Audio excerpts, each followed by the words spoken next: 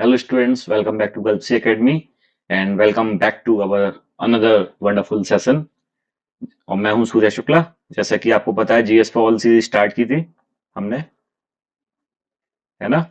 और उसमें biology subjects हम कवर कर रहे थे जिसमें कि सेल एंड सेल ऑर्गेनेल्स, इसके मैंने लेक्चर्स ले लिए थे, 3 to 4 lectures I have already taken of this subject. And उसके बाद मैंने स्टार्ट किया था एक एमसीक्यू का सीरीज जिसमें ऑलरेडी मैं 3 लेक्चर्स ले चुका हूं, जो कि है हमारा MCQ 1, MCQ 2 एंड MCQ 3। और उसी सीरीज का ये 4th लेक्चर है। This will be the 4th lecture. तो इसमें आपको बहुत अच्छे अच्छे MCQs मिलेंगे। आई होप ये आपको हेल्प करेंगे आपके एग्जाम में। तो आज का सेशन स्टार्ट करते हैं। Let's start. पहला क्वेश्चन है हमारे सामने, a space or vesicle within the cytoplasm of a cell enclosed by a membrane and typically containing fluid is called। तो बताइए, ऐसा space or vesicle within the cytoplasm of a cell. Cytoplasm क्या होता है? Cell के अंदर जो fluid होता है। इनक्लोज्ड बाय अ मेम्ब्रेन, जो कि मेम्ब्रेन से इनक्लोज्ड भी रहता है। And typically containing fluid is called. Fluid इसका तो मैंने बता ही चुका हूँ आपको। सोचिए, बताइए इसका आंसर क्या हो सकता है। ब्रेन स्टॉर्मिंग क्वेश्चन है, आपको ये सब मैंने बताया हुआ है ऑलरेडी। तो क्या आंसर हो सकता है इसका, बताइए क्या आंसर होना चाहिए। Space of vesicle within the cytoplasm of a cell enclosed by a membrane and typically containing fluid is called। काफी सिंपल है यार, सोचो क्या होना चाहिए। इसका आंसर है वैक्यूल। वैक्यूल के बारे में मैंने आपको बताया है। जैसे कि आप ये देखिए, ये सेल है। इस सेल के अंदर अब आप ये मान लीजिए कि एक स्पेस है, एक वेसिकल है। ऑलराइट, अब इसमें फ्लूइड भरा हुआ है। एक्सेस फ्लूइड मींस भाई इसमें एक्सेस वाटर है। ऑलराइट, तो ये वैक्यूल है सेल के अंदर। Let's move forward to next question. The large central vacuole often found in which type of cells? काफी इंपॉर्टेंट क्वेश्चन है, बताइए। जो लार्ज सेंट्रल वैक्यूल होता है वो किस सेल में मिलेगा? Often found in which type of cell? I will give you 5 second for this question. बताओ बताओ, जल्दी बताओ। And your time is over. इसका आंसर होगा, लार्ज का मैंने बताया था आपको, लार्ज का आंसर होगा प्लांट सेल। प्लांट सेल में ही आपको वैक्यूल मिलेगा। और एनिमल सेल का तो अभी बाद में डिस्कस करेंगे। तो लार्ज सेंट्रल वैक्यूल कहाँ मिलेगा आपको? प्लांट सेल में। कितना सिंपल क्वेश्चन था, क्योंकि प्लांट को थोड़ा एक्सेस वाटर की जरूरत भी होती है ना। So let's move forward to next question. Potent secondary metabolites, which is also known as pigments, are sequestered in the vacuoles in plants, fungi, algae and certain other organisms for which purpose? आप कितना important question है, सोचिए आप कि जो secondary मेटाबॉलिटीज जो pigments होते हैं वो सिक्वेस्टर्ड होते हैं कहाँ पे? वैक्यूल में। किन किन चीजों में, मतलब किन किन क्या कह सकते हैं इनको, ऑर्गेनिज्म में। जैसे कि प्लांट्स होते हैं, फंजी होती है जिसको हम फंगस भी कहते हैं, एलजे एलगी भी कहते हैं एक एलगी मतलब जिसको नहीं, सॉरी, एलगी का अलग फॉर्म होता है। एक एक पर्टिकुलर एक अलग ऑर्गेनिज्म है एलगी। इसको हम हिंदी में शायद शैवाल कहते हैं और फंगस को कवक कहते हैं। At certain other organism for which purpose? आप इसका आंसर दीजिए। ये सब छोड़िए, आप इसका आंसर दीजिए। आपको तो पता ही है प्लांट्स, फंजी एंड एल्गी क्या होता है। इसका आंसर दीजिए। आपको एक फन फैक्ट बताता हूँ, ये एल्गी होती है ना, ब्लू और ग्रीन एल्गी ना, सबसे पहले आया था इस पर्टिकुलर हमारी अर्थ पे, जहां से हमारी लाइफ स्टार्ट हुई थी। तो पहले ऑलमोस्ट ये पहले बहुत एंशियंट ऑर्गेनिजम्स हैं जहाँ से लाइफ स्टार्ट हुई थी। फिर वो पूरा एक साइकिल स्टार्ट हुआ O2 और CO2 का, है ना। तो आप बताइए, सेकेंडरी मेटाबॉलिटीज के स्टडी क्यों क्यों इनका पर्पस क्या है? बताओ बताओ, वही बताओ, पर्पस क्या है? पर्पस क्या हुआ? पर्पस होगा इसको टॉक्सिटिसिटी से बचाना। इंटॉक्सिसिटी होती है ना, इंटॉक्सिसिटी, टॉक्सिसिटी सेल को बचाने का काम रहेगा। To protect the cell from self toxicity, तो इंटॉक्सिक नहीं हो जाए इसलिए।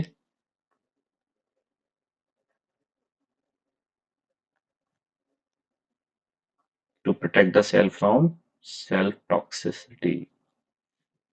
चलिए नेक्स्ट क्वेश्चन देखते हैं। Small or no vacuole is found in, अब ये सिंपल था यार, ये मैंने आपको बताया था। The large central vacuole often found in plant cell. अब प्लांट सेल में आपको लार्ज वैक्यूल मिल रहा है तो इट्स ऑब्वियस यार कि स्मॉल और नो वैक्यूल आपको किस में मिलेगा, किस में मिलना चाहिए।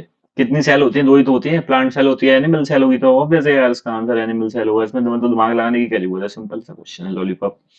नेक्स्ट क्वेश्चन देखते हैं। Vacuoles are essentially cytoplasmic organelles performing function such as. तो वैक्यूल्स जो होते हैं ना वो एक एसेंशियल साइटोप्लाज्मिक ऑर्गन्स होते हैं। कौन कौन से फंक्शंस परफॉर्म करते हैं, तो इसके बारे में आई थिंक मैंने आपको बता दिया। अगर नहीं बताया तो आप देखिए, मैंने एमसीक्यू सीरीज सिर्फ इसलिए नहीं बनाई है कि आपको मैं क्वेश्चन पूछ सकूं, इसलिए भी बनाई है वहां पे अगर कुछ एडिशनल इंफॉर्मेशन हमारी मिस हो रही होगी जो थोड़ा ऐड ऑन कर सकती है हमारे टॉपिक को, वो आपको मैं इसमें दे दूंगा, है ना। इसमें अगर मैं दे दूंगा तो आपका पूरा काम ओके हो जाएगा। अब बताइए, वैक्यूल साइटोप्लाज्मिक ऑर्गन है ही क्योंकि वो साइटोप्लाज्म में ही रहेगा ना। फंक्शन कौन कौन से हो सकते हैं, तो फंक्शन के बारे में अगर नहीं बताया तो मैं बता देता हूँ। फंक्शन होता है जैसे स्टोरेज हो गया, ऑलराइट, इंजेशन हो गया,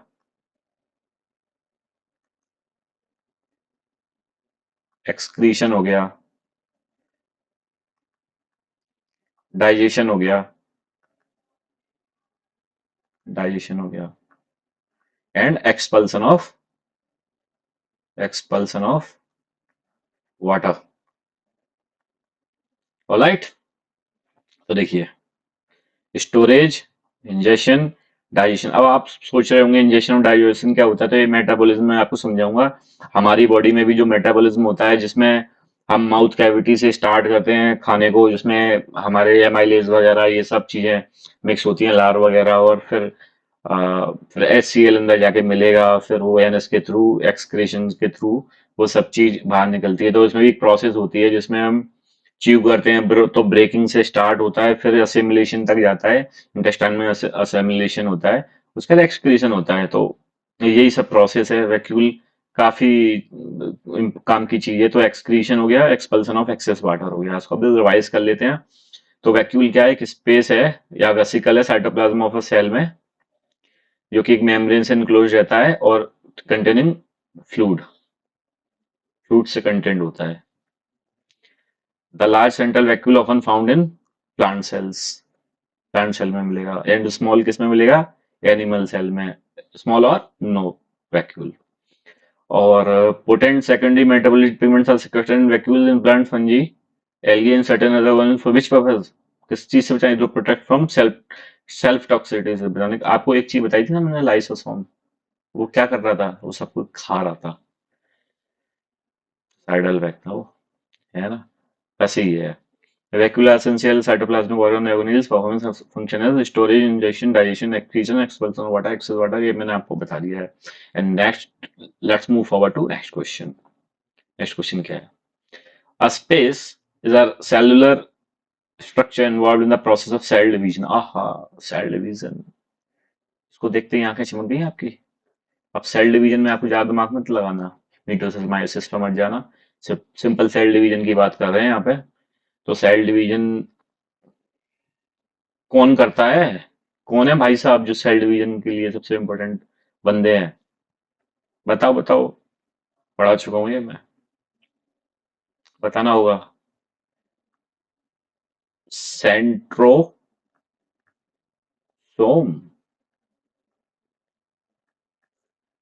सेंट्रोसोम है जो कि सेल डिवीजन करवाएंगे। Let's move forward to next question. The two centrosomes move to space of the cell. अब आप इसका आंसर बताइए, कितना सिंपल क्वेश्चन है और ये मैं आपको बता चुका हूँ। जो टू सेंट्रोसोम्स होते हैं ना, they will move away from each other. They will move in the opposite direction, move away from each other. They will not move in the same direction or attack each other. Rather, they will move away from each other.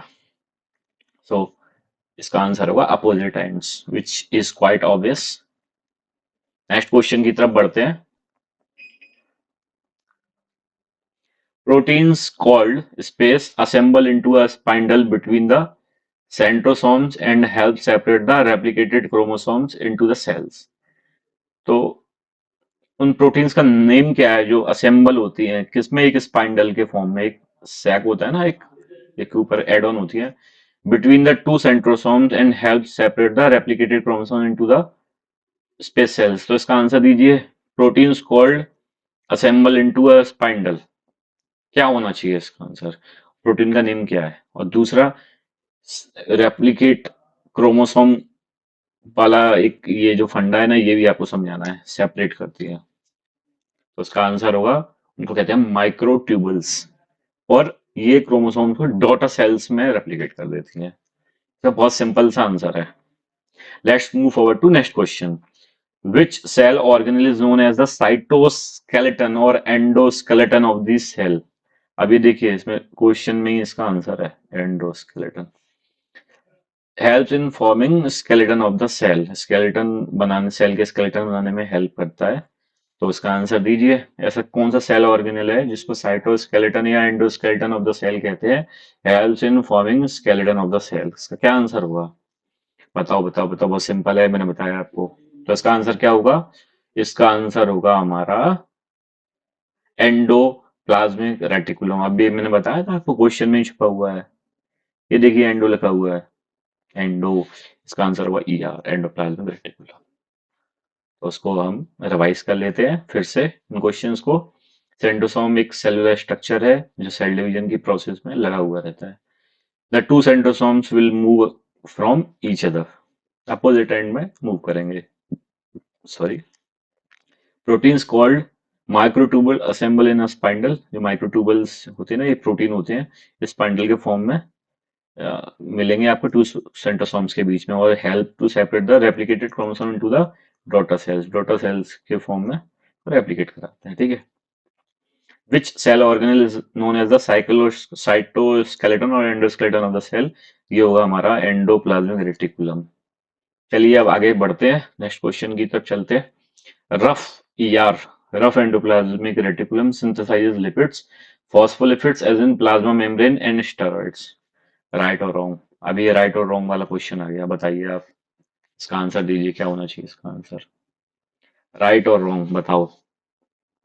Rough ER होता है, synthesise करता है lipid को, phospholipid को, as in plasma membrane में steroid. सही हुआ या गलत हुआ? यार मैंने ईआर को पढ़ाया था, तब आपको एक चीज बताई थी ना। एक तो स्मूथ ईआर हो गया हमारा, एक स्मूथ ईआर हो गया, एस ईआर जिसको कहते हैं। एक रफ ईआर हो गया। तो रफ ईआर में ये आर क्या है हमारा? राइबोसोम है। राइबोसोम लग जाता है इसमें, तो इसको रफ बना देता है। रफ और राइबोसोम को प्रोटीन फैक्ट्री कहते हैं। तो सिंपल है, रफ ईआर। और अब सीधा सीधा लिखा है रफ, और यहाँ लिखा है लिपिड। लिपिड क्या होता है? लिपिड होता है फैट। फैट कैसा होता है? चिकना। और यहाँ रफ लिखा हुआ है, तो मैच ही नहीं हो रहा, मिसमैच हो रहा है, इसलिए गलत है। It is a wrong statement. Wrong because smooth या सिंथेसाइज लिपिड्स, स्मूथ। अब आप सोचिए, स्मूथ है कोई चीज, तो स्मूथ, स्मूथ से स्मूथ का कॉम्बो बनेगा या नहीं बनेगा? सोचिए आप, फैट कैसा होता है? चिकना सा होता है, और इसलिए स्मूथ ई आर रहेगा। नेक्स्ट क्वेश्चन तब बढ़ते हैं। Rough E R synthesize protein, true और फॉल्स? इसका क्या आंसर होगा? बताओ बताओ मेरे योद्धाओं, बताओ।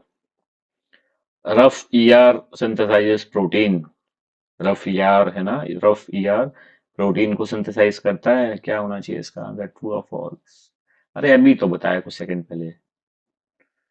रफ है, ये ट्रू है, क्योंकि इस पर राइबोसोम हुआ है। राइबोसोम प्रोटीन फैक्ट्री होती है। True because of endoplasmic reticulum has ribosome embedded within the structure giving a rough appearance. Ribosomes are the protein house of the cell. ये सिंपल है। Next question. तो अभी ये ऑप्शन वाला क्वेश्चन है। Endoplasmic reticulum is responsible for what? Option A, production and secretion of steroid hormone. Option B, metabolism of carbohydrates. Option C, synthesis of phospholipids and cholesterol, जो कि essential lipids होते हैं। Option D, A and B. Option E all of these क्या answer होना चाहिए? थोड़ा दिमाग पे जोर दो, सोचो क्या होगा जो इसका आंसर। तो एंडोप्लाज्मिक रिस्पॉन्सिबल होता है किस चीज के लिए? Production secretion of steroid hormone. Secretion और प्रोडक्शन किसका? स्टेरॉइड हार्मोन का हो सकता है। मेटाबॉलिज्म ऑफ कार्बोहाइड्रेट्स, ये भी नियर अबाउट राइट ही लग रहा है मेरे को। And synthesis of phospholipids and cholesterol, cholesterol essential lipids भी होते हैं। तो इसका क्या आंसर होगा अकॉर्डिंग टू मी?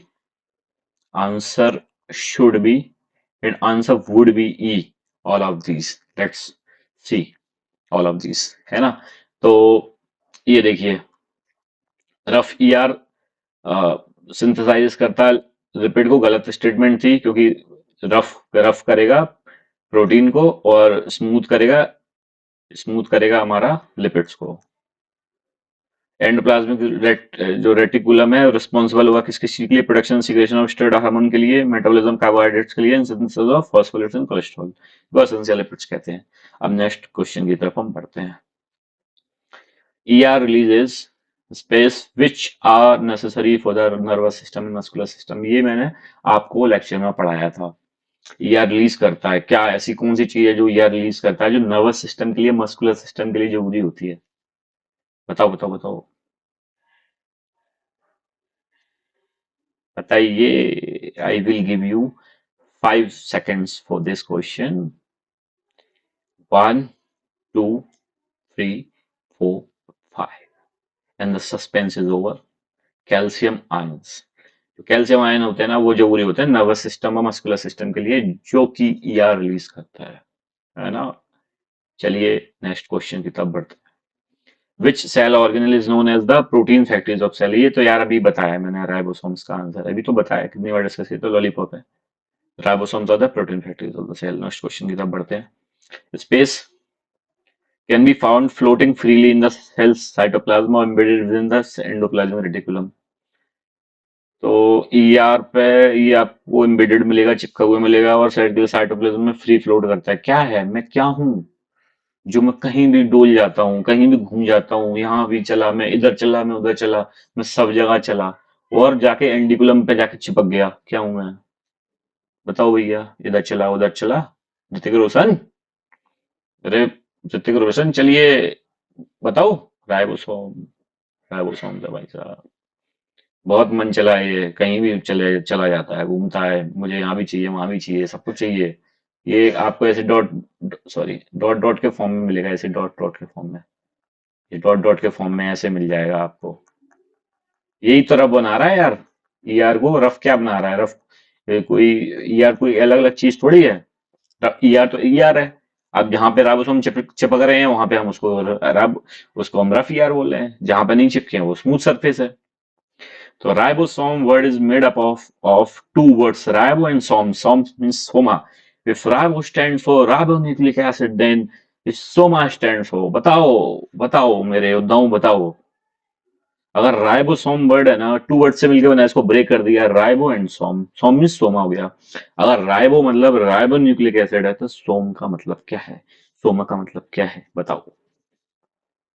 तो चलिए ठीक है, मैं ही सस्पेंस खोल देता हूँ। इसका आंसर होगा सोमा स्टैंड्स फॉर बॉडी। बहुत सिंपल है यार, सिंपल है। सोमा मतलब होता है बॉडी, कई जगह मिलेगा आपको सोम से ना। सोमा मतलब होता है बॉडी। तो ER कैल्शियम आयन रिलीज करता है, जो कि नर्वस सिस्टम और मस्कुलर सिस्टम के लिए जरूरी है। नर्वस सिस्टम का तो आपको पता ही है, नर्वस सिस्टम में न्यूरॉन्स एक सबसे स्मॉलेस्ट और सबसे इंपॉर्टेंट यूनिट होती है, जो कि पूरी ऑलमोस्ट ब्लड के थ्रू पूरी बॉडी से, सॉरी, पूरी बॉडी से वेल कनेक्टेड होती है। जो नर्वस, जो न्यूरॉन्स होते हैं वही जाके कुछ ना कुछ बताते हैं। जैसे यहाँ चोट लगी तो यहीं से न्यूरॉन हमारा ब्लड से जाएगा, बताएगा ब्रेन में पहुंचे, बताएगा कि यहाँ पे चोट लगी है, यहाँ पे कुछ आप ऐसा कर दीजिए जिससे कि इसका काम हो जाए। मतलब क्या दे दीजिए, पेन किलर दे दीजिए भाई। जब कहीं से इन्फॉर्मेशन मिलती है, पेन किलर भाई साहब कहाँ है, पेन किलर ढूंढते हैं भाई, कहाँ है हार्मोन, कहाँ है एंजाइम, पहुंचिए उस लोकेशन पे। नर्वस सिस्टम बहुत जरूरी है। मस्कुलर सिस्टम मतलब which is related to muscles. तो हमारी बॉडी में मसल्स तो होती हैं अलग अलग जगह, हर जगह पे ऑलमोस्ट सभी मसल्स मिल जाएंगे आपको। तो which cell organelle known as the pattern protein factories of the cell? तो उसका आंसर राइबोसोम, क्लियर था। और ribosome can be found floating freely in the cell cytoplasm endoplasmic reticulum. ये से हुआ रहता है, फ्री फ्लोट भी करता है। अब ये स्ट्रक्चर देख ही लेना आप, स्ट्रक्चर कई बार दिखा चुका हूँ। Ribosome word is made up of two words ribosomes. If ribo stand for ribonucleic acid, दोनों स्टैंड फॉर। चलिए let's move forward to next question. Around 37 to 60%, 62% of ribosome is comprised of. अभी आपको मैंने बताया था जो राइबोसोम होता है उसमें 37 मतलब हो गया वन थर्ड, वन थर्ड, और टू थर्ड भी हो सकता है, मतलब 66, ऑलमोस्ट अप्रोक्स कह सकते हैं इसको, अप्रोक्स यूनिट है। तो ribosome is comprised of what? Simple है यार, आरएनए। इतना इसमें आरएनए रहेगा, बाकी का इसमें रहेगा pro protein, as simple as that. RNA ribonucleic acid. यार इसको हटा दूं वरना ये आपको दिक्कत देगा, है ना, समझ में नहीं आएगा आपको। हटा देता हूँ ये। ओके, तो राइबोन्यूक्लिक एसिड होगा 37 से 62%, बाकी प्रोटीन मिलेगा। नेक्स्ट क्वेश्चन की तरफ चलते हैं। A smaller sub unit binds to space and larger sub unit. अभी आपको मैंने बताया था जो स्मॉलर सब यूनिट होगी वो किससे बाइंड करती है और लार्जर किससे बाइंड करती है। 5 सेकंड दे रहा हूँ, मुझे ले बताओ। बहुत हो गया, आप लोग बहुत स्लो चल रहे हो। दिमाग लगाओ, थोड़ा दिमाग लगाओ, दिमाग लगाओ, दिमाग लगाओ। Smaller sub unit binds to and larger sub unit bind to, तो इसका आंसर होगा हमारा एम, मैसेंजर आरएनए। स्मॉलर मतलब एम आरएनए से बाइंड होगा और ये होगा हमारा टी आरएनए से। Let's move on to next question. Smaller RNA, larger RNA. हाँ, 70s as ribosomes are found in 70s as ribosomes are found in 70s ribosome आपको किस सेल में मिलेगा? 70s राइबोसोम आपको मिलेगा किसमें बताइए, कैसी सेल्स में मिलेगा? तो ये तो मैंने पढ़ा है, 70s राइबोसोम और 80s राइबोसोम्स दो दोनों पढ़ाए मैंने। तो 70s राइबोसोम्स मिलेगा आपको prokaryotic cell. The cytoplasm of prokaryotic cell in semi-autonomous organelles of eukaryotic cells। तो ये तो सेमी ऑटोनमस ऑर्गेनेल्स है ना, क्लोरोप्लास्ट और माइटोकॉन्ड्रिया मिल जाएगा, ये तो कोई इंपोर्टेंट नहीं है, तो ये याद रखिए प्रोकैरियोटिक सेल में मिलेगा। अगर नेक्स्ट क्वेश्चन है 80s राइबोसोम था फाउंड इन, तो सिंपल है, अगर ये 70s राइबोसोम आपको प्रोकैरियोटिक सेल में मिलेगा तो ये भी 80s राइबोसोम साइटोप्लाज्म किसके साइटोप्लाज्म में मिलेगा? यूकैरियोटिक, जिसमें कि ट्रू न्यूक्लियस होता है। तो इसको रिवाइज करते हैं, 37 से 62% आरएनए होगा राइबोसोम में और बाकी प्रोटीन होगी। स्मॉलर सब यूनिट बाइंड करेगा एमआरएनए से तो लार्जर करेगा टीआरएनए से। 70s मिलेगा आपको प्रोकैरियोटिक सेल में और 80s मिलेगा आपको यूकैरियोटिक सेल में, जिसकी ट्रू न्यूक्लियस होता है जिसमें। नेक्स्ट क्वेश्चन देखते हैं। The structure in a cell that contains the chromosome is called. ऐसा स्ट्रक्चर जिसमें क्रोमोसोम्स होता है, दैट कंटेन्स द क्रोमोसोम, तो आपको बताया था ना, एक ऐसी चीज होती है जिसमें, जो कि ब्रेन होती है, जिसमें कि आपको क्रोमोसोम मिलेगा, जीन मिलेगा, क्रोमोसोम मिल रहा है, जीन मिल रहा है, डीएनए मिल रहा है, आरएनए मिल रहा है, सब कुछ मिल रहा है। क्या है वो? वो है न्यूक्लियस। सिंपल सा क्वेश्चन था, न्यूक्लियस है ना, उसमें क्रोमोसोम मिलेगा। Next question. RNA is made up of DNA in chromosomes inside.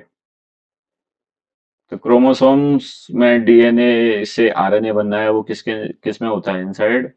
सभी आंसर न्यूक्लियस है यार, सिंपल है। नेक्स्ट क्वेश्चन की तरफ बढ़ते हैं। The nucleus controls and regulates the activities of the cell, for example growth in metabolism, and carries the genes structure that contain the heredity information. True और false? True और false बताइए, true और false बताइए। Nucleus क्या करता है? Control और regulate करता है कौन किस चीज को? एक्टिविटीज ऑफ द सेल, जैसे कि ग्रोथ और मेटाबॉलिज्म, ये तो सबसे इंपॉर्टेंट एक्टिविटीज हैं सेल की। And carries the genes structures that contain the heredity information, जो जनरेशन से जनरेशन पास होती है हेरिडिटी इन्फॉर्मेशन। जैसे कि आपको पता है, अरे यार तुम्हारी आंखें तुम्हारी माँ से मिलती हैं, है ना, तुम्हारा फोरहेड तुम्हारे पापा से मिलता है, बोलते हैं ना, तो हेरिडिटी इन्फॉर्मेशन होती है, पास ऑन होती है जनरेशन टू जनरेशन। तो ये तो सही आंसर है, यही तो काम होता है ये न्यूक्लियस का, ब्रेन बोलते हैं ना इसको। Brain of the cell, brain है ये हमारा। ट्रू। नेक्स्ट क्वेश्चन की तरफ बढ़ते हैं। Are small bodies often seen within the nucleus? बताइए बताइए, ये तो बहुत इंपॉर्टेंट क्वेश्चन है। स्पेस मतलब वो क्या है, कौन सी स्मॉल बॉडीज हैं जो न्यूक्लियस में मिलेंगी आपको? न्यूक्लियस के अंदर स्मॉल बॉडीज को क्या कहते हैं? बताओ, क्या होना चाहिए इसका आंसर? बताओ बताओ बताओ, इसका आंसर क्या होना चाहिए? इसका आंसर है न्यूक्लियाई। न्यूक्लियाई होता है, न्यूक्लियाई वो स्मॉल बॉडीज होती हैं जो आपको न्यूक्लियस में मिलेंगी। तो स्ट्रक्चर, सेल में एक स्ट्रक्चर होता है जिसमें क्रोमोसोम मिलेगा, तो वो क्या है? न्यूक्लियस। एंड आरएनए डीएनए से मिलके बनता है क्रोमोसोम में, जो कहाँ मिलेगा आपको? न्यूक्लियस में। न्यूक्लियस क्या क्या कंट्रोल करता है, रेगुलेट करता है? ग्रोथ और मेटाबॉलिज्म को सेल के।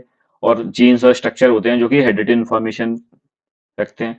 सही स्टेटमेंट था। एंड न्यूक्लियोलाई स्मॉल बॉडीज होती हैं जो कि आपको न्यूक्लियस में मिलेंगी। नेक्स्ट क्वेश्चन की तरफ बढ़ते हैं। The gel like matrix in which the nuclear components are suspended is the? Nuclear components होते हैं, nuclear components, gel like matrix, gel like matrix हो गया। जेल लाइक मैट्रिक्स क्या हो गया? क्या ये अगर न्यूक्लियस है तो इसके अंदर ये जेल लाइक, ये पूरा फ्लूइड भरा हुआ है, इसी में पूरे ऑर्गेनिज्म मिलेंगे, डीएनए आरएनए सब कुछ मिलता है। तो इसका आंसर क्या होगा?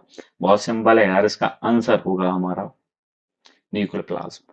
अब आपको मैंने बताया था कि जो सेल होगा, सेल के अंदर जो फ्लूइड है उसको हम साइटोप्लाज्म कह रहे हैं, और न्यूक्लियस के अंदर जो लिक्विड है उसको हम न्यूक्लियर प्लाज्म कह रहे हैं, और दोनों को मिला के हम प्रोटोप्लाज्म कहते हैं।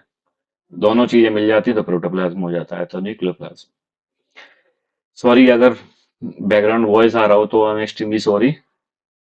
अब एक्टिविटीज घर में चलती ही रहती हैं, I am sorry for that. It is called that nucleus primarily serves as the information center of the cell. Why? It is called that nucleus primarily serves as the information center of the cell. Why? क्यों भैया nucleus को primer information centre बोलते हैं, क्यों बोलते हैं? अब इसका आंसर आपको मिलेगा न्यूक्लियस के फंक्शन में। तो क्या होता है कि जो अमीनो एसिड्स होते हैं ना, उनका सीक्वेंस डिसाइड करता है। तो एक इसमें जेनेटिक कोड होता है, एक जीन्स होते हैं जो जेनेटिक इंफॉर्मेशन देते हैं। इसका आंसर भी बहुत सिंपल है।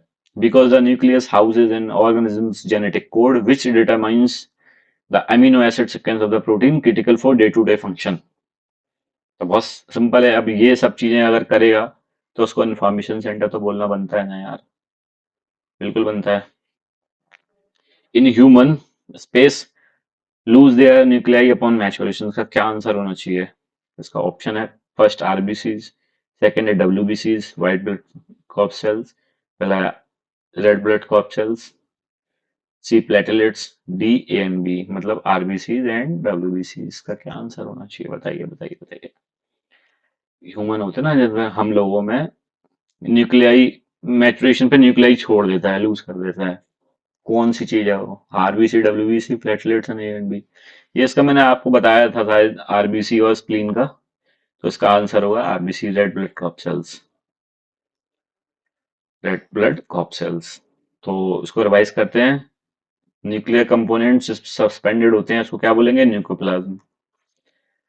इंफॉर्मेशन सेंटर क्यों बोलेंगे न्यूक्लियस को? क्योंकि ये हाउस करता है ऑर्गेनिजम्स के जेनेटिक कोड को, जो कि डिटरमिन करता है अमीनो एसिड का सीक्वेंस प्रोटीन का डे टू डे फंक्शन के हिसाब से। और RBC lose their nuclei upon maturation humans में। तो ये इसका आंसर हो गया। तो ठीक है, यहीं पे इस लेक्चर को एंड करता हूँ। आई होप ये आपको हेल्प कर रहा होगा आपके एग्जाम में, या अभी नहीं कर रहा हो तो करेगा, इट्स ऑब्वियस। तो ये फोर्थ लेक्चर था हमारा एमसीक्यूज का। इसको अब मैं नेक्स्ट 2 या 3 लेक्चर्स में इसको समाप्त कर दूंगा, फिर नेक्स्ट न्यू टॉपिक स्टार्ट करेंगे। So thank you for watching me, thank you so much for taking this lecture, and you are connected. Thank you so much. तो बाय बाय, टेक केयर, मिलते हैं नेक्स्ट लेक्चर में।